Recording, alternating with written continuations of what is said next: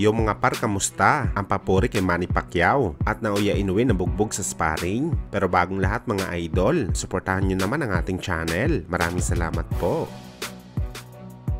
So mga par, napakaganda nga po ang sinabi ng dating WBA welterweight world champion Yordenis Ugas sa ating pambansang kamao Manny Pacquiao. Inalala ni Ugas ang 2 taong selebrasyon nito matapos niya talunin ang nag-iisang 8th division world champion sa boxing sports. Ayon sa Cuban boxer mga idol, sobrang blessed daw talaga siya dahil nakalaban niya ang tinaguriang icon at isa sa mga best fighter ng boxing sports. Hindi daw importante sa kanya kung nanalo siya o natalo niya si Pacquiao sa bakbakan. Ang mahalaga daw talaga sa lahat mga idol, ang nakaharap nito ang nag-iisang 8th division world champion. Dagdag pa ni Ugas, kahit natalo man daw siya kay Errol Spence at Sean Porter sa bakbakan, kung saan pwede daw sila mapasama sa Hall of Famer ng boxing. Pero posible na pwede kalimutan ang kanilang pangalan sa pagdaan ng panahon. Pero ang pangalan ni Manny Pacquiao ay nakasemento na daw sa kasaysayan ng boxing. Mapaluma o bagong generation man daw na fighter, o di kaya ang mga dating boxing fans at bago pa lang ng mga boxing fanatics ay nakatatak na sa kanilang isip ang pagiging greatest fighter ni Pacquiao. Kumbaga mga idol, malaki ang angat ng Pinoy legend sa mga Hall of Famer boxer ngayon dahil si Pacman ay isa na talagang banal sa bakbakan.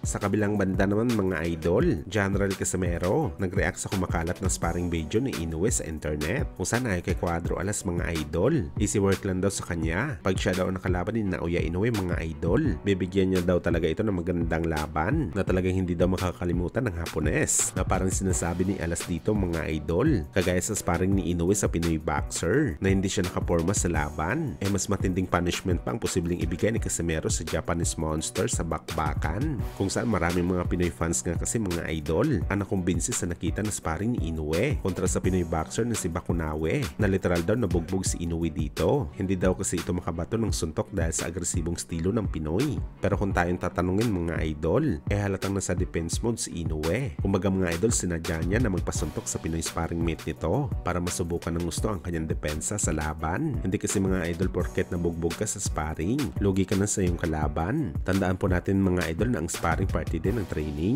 at malay natin sinasadya talaga ni Inoue na magpasuntok para kung dumating man ang time na mapuruhan ito o madali siya ng isang solid na suntok sa aktwal na laban at ang lubid sa corner ang kanyang magiging sandalan, alam niya na kung paano depensahan ang kanyang sarili sa bakbakan mga idol.